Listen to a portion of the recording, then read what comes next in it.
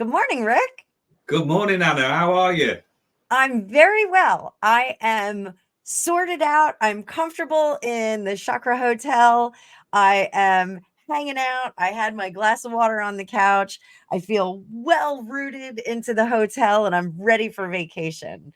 So, today we're going to be talking about the sacral chakra. So, tell me a little bit about the sacral. Tell everyone a little bit about the sacral chakra. Well, for me personally, it is a little bit of a nemesis to me. It's something that sort of fires me up. It's the center of the nerves, the anxiety, and things like that. So it's the first one to play up for me if I've got anything going on in my life that I've basically in that space where I need to challenge it or I need to experience it. So very briefly, because I don't want to deviate too far off track. Before I left the prison service, I was in hospital with a kidney stone, and the kidney stone was as a result of anxiety, a build-up of a lot of stress and a lot of trauma that I'd accumulated during the 10 plus years that I'd had in the job. Now I wear a waistcoat. Right now, if I drew a line from the waistcoat pocket just slightly across, that is where my kidney stone was actually situated. So it is around the navel area, right, or just slightly below the navel area. Its color is orange. It is the fuel center. Now, along from that, for me, this is where I've put this into place, is my anxiety pocket. So if you imagine that this is my fuel depot down here, I am fueling anxiety. So the anxiety now presents as a physical pain. So I've been left with a permanent reminder with my sacral chakra that if there's anything stressful or anxious, then I am fueling that. So I don't want to be fueling that for long, to be honest. I don't know about you guys, but what I want from my thoughts, my actions, and my energies is upliftment. So if there's something there firing up around the stomach region, so I get a lot of clients that come to me with irritable bowel and things like that. And we must stress before we go any further on, this is not a substitute for medical advice. This is energetic work. Yes. Right? And what you tend to find with people is if you say, right, take aside your symptoms, because if it's medical, it's medical. And I'm not trained to quantify any of that. But what is causing you that issue? Right. And a lot of people are very quick to tell you their story. Right. If you ask somebody, right, is that literally happening to you? Well, no, it's on behalf of somebody else. Right. Well, don't think about it then. Don't give any fuel to that anxiety. Well, that's easier said than done. Well, you will keep suffering pain until you address what the overall issue is. So I find the sacral chakra quite a worthy adversary. Yes. So I worked my way through what all of the chakras meant. So during my training, people talk about that it is the fuel center, that it is your drive, your vibrancy, your sexuality, everything that is at the core of your being, everything that makes you you. And I got that and I put that into my head. But me being me and being I needed other explanations and other things to give me time to consider. I thought about where it's literally located. So if I drew a line just slightly underneath my belly button, I'm in the gut region. Yeah. Right. Any research into the sacral chakra will tell you that it's the center of your intuition. Right. And I get that. So gut feelings, intuition. Yep. I understand that. I'll take on board. But where is it literally located physically?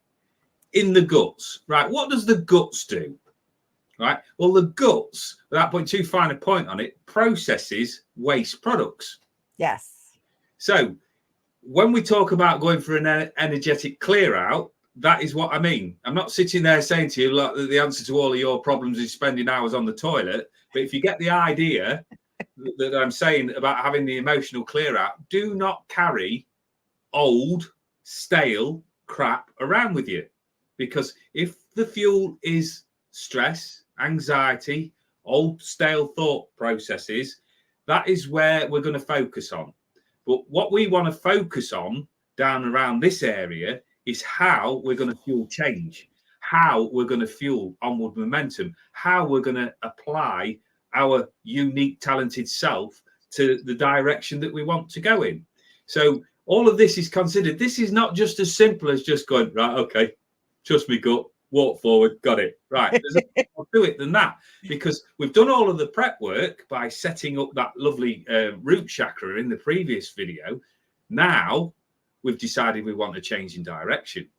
So we've got to fuel it. We've got to give our resources to it.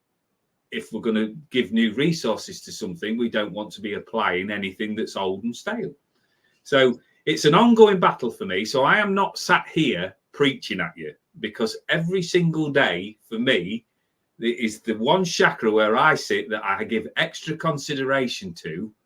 Because if you suddenly get tired, right, what am I overthinking about? What am I overanalyzing about? Why haven't I just made that movement? So all energy, start to get into your head now where you proportion it to. Portion it out.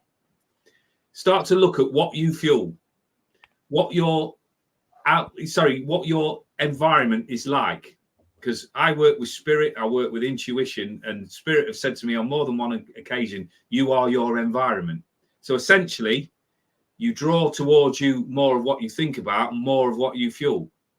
Don't give it the fuel. Starve something of fuel. It doesn't take fire. It doesn't take hold. So it's just starting to get into the mindset now where we consider what we're fueling. Right. And I think that speaks to like the whole garbage in, garbage out kind of philosophy. So for the sacral chakra at our resort, guess where we're going? To the cafe. Because we're going to replenish. We already dumped our bags off. We had a glass of water. We got kind of sorted out. So we go into the cafe and you have a choice. You can either stuff yourself with cannolis, and I would do that because I love a cannoli, or you can stuff yourself with some lean protein, some really good fuel for yourself. So the sacral chakra, we really want to feed that with energy that will aid in creation. So we are now rooted through the root chakra, and we are now developing creative ability through the sacral chakra. And I do agree that, you know, it will manifest in some a variety of things. You know, we see a lot of female issues with it: fibroids, endometriosis, irritable bowel syndrome. We see all of those things when this sacral chakra is a little out of sorts. So this is one that I spend a lot of time meditating on. I have a couple of female maladies that are resolving as I get older, but the color, having my orb that is in that area and getting it to really spin and have the fluidity of color in there is very difficult for me. This is usually the chakra that I spend the most amount of time on. I am an extremely creative person. I'm always doing creative things all day long. So, pushing that energetic mobility is really, really important for me. So when I do my breathing and my meditation for this, breathe in for the root chakra, really see that energy going into the root chakra. When I get to that sacral chakra, I'm seeing energy coming from below, from above, from in front, from behind. I really want to empower that as much as possible. For me, I think it's my weakest chakra. As a general condition, I feel like it's my weakest chakra. So it is one that I spend a lot of time on. And when you are doing your visualization, when you're doing your meditation and focusing on that chakra, be sure that you kind of take the temperature of the structure and the strength of it.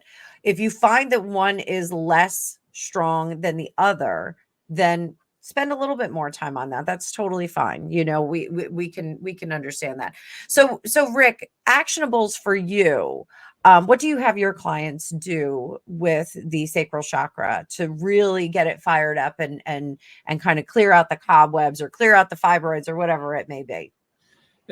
Again, a lot of my work is about words and structure of words. So my background in NLP, neuro-linguistic programming, which talks about how we think and how we structure our response to things, is to get people to tell the story, right? When they tell the story, so what is actually going on, right?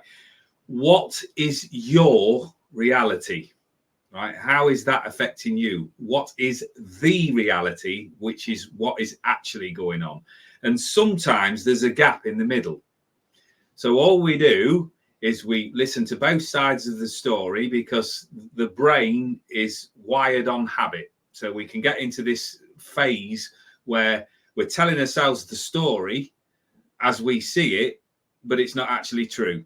Now, the subconscious records that as a fact without reference. It's not interested in fact or fiction. That becomes your reality. So sometimes it's actually getting a client to say, right, is that true as we sit here in this present moment? Right? As we sit here in this present moment, is there a reason why you can't do something? Because as soon as you give yourself the command, I can't do, or it's not going to happen, that's exactly what happens. Nothing. So it's getting yourself into your reality. Right. Then you ask the person the question, and this is just where the tweaks start to come in. Right. Do you like that version of your story, or would you like to make changes? If you don't like that version of the story, what can we do to affect those changes? And this is where the fueling comes in. So if you imagine that if we've got like little pipe works within us, that if we are pinching that pipe work, then there's no flow. Yeah. If we're holding on to that control of, oh my God, if I don't do this, the world's going to come down. Well, what if it doesn't? What if it doesn't? Because the only thing that we can affect at any one time is the moment that we're in.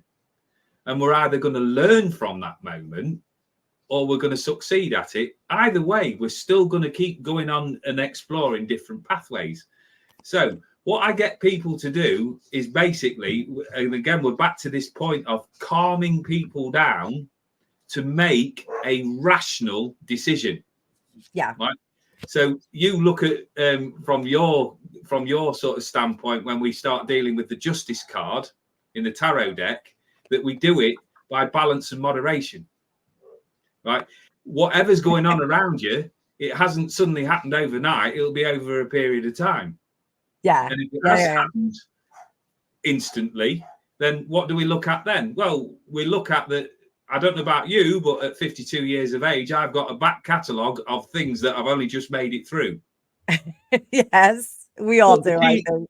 But the key is we made it through. And this is where with a lot of people, I go, right, so if you don't do that, is your world going to fall down? I've never had anybody that said yes. Right. So that gives us that breathing space, right? Or a reactionary gap, as I would call it. If we slow the breathing down to such an extent where we're calming ourselves down to our best of our ability, right? Look at your back catalogue. How has this situation arisen before? How did we resolve it? If the answer is we can't resolve it, well, we need to look for a different strategy. Yeah. So yeah. Again, it's all about fueling what is in your reality. So in your reality, we can make changes, right? But the thing is, with a lot of people, we look at signs, and I'm one of the worst for this, by the way, so I'm admitting a fault here, right? You ask the world, the universe, your guides, your gods, whatever it is that you believe in, for a sign.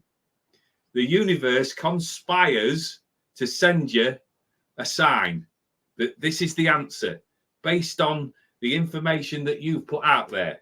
But oh no, we want a signier sign. So we can give ourselves reasoning for staying where we are. Again, we're in our reality.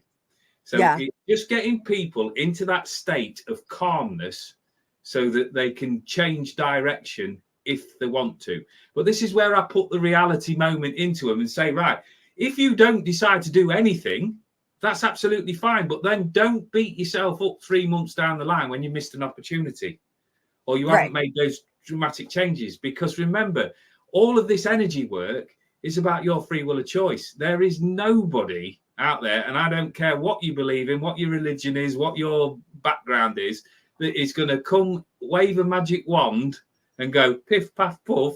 Don't you worry about any of that. This is about you making your reality. So for me, this is all about fueling. This is all about accepting what I can influence, where I'm going to put my energy to. Our great friend Hutch talks about this quite a lot. What we look at, we experience more of. So what we put our energy to, our energy flows to it. We experience more of that arena. So imagine going into a big arena that you're drawn to. The more times you go to it, the more times you're going to find more of them sort of arenas to go into. To change direction is sometimes very, very difficult, but it's within your remit. And my thought is with this, just as I hand this back, is that when we get bogged down in this, I can't do it, that I need a sign, I need more energy, I need more impetus. Look at your back catalogue. We live in a 98 and 2% world, right? It can be proven out. 98% of the crap that we dream up and think about doesn't happen. And the 2% that does, we deal with it. Yes. Yes, absolutely. So everybody make sure that you utilize this week to fuel that creative center, that creative chakra. This is where we start to manifest that amazing future for you. Having a really good sound sacral chakra is going to bring more things to you. So this is our second step into adjusting energetically, getting really comfortable. I want to stress that anybody that wants to do really customized, bespoke work on their energy centers, you can contact Rick. His contact information is in the description of the video, and it's also in the end card. Rick, in the last video, I wanted to pull one of these Kyle Gray Raise Your Vibration cards. Awesome. And I didn't do it. So we're going to do that for the rest of these. Kyle Gray, he's a Scottish chappie. He is fantastic. Love all of his work. He's got lots of cool stuff out there. You can find him through Hay House. And today we get Facing My Shadow Removes Darkness from the World.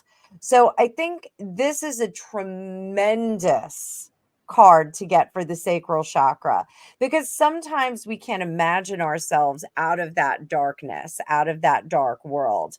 So, by fueling this chakra, this orange chakra, note of B, at the restaurant when we're fueling up, feeding our chakra lots of good energy, lots of good food, lots of good stuff, good thoughts, good vibes, you're going to be able to banish some of that darkness from your world. So that takes us through the second chakra. We've got 5 more to go. So we're going to keep going with this. As always, if you guys have any questions, you can comment down below. Rick's going to be monitoring the comments. You can contact him, mediumrick007@gmail.com. Again, it's in the description. It's going to be on the outro as well. But we're looking forward to seeing you guys for the solar plexus, which is going to be a little bit more fun. So by next week, you guys should have really good foundation, and you start to stir up those creative vibes that we're going to start to manifest great things for you. So as always, thank you so much. And Rick, we're going to say cheerio. We'll see everybody next week.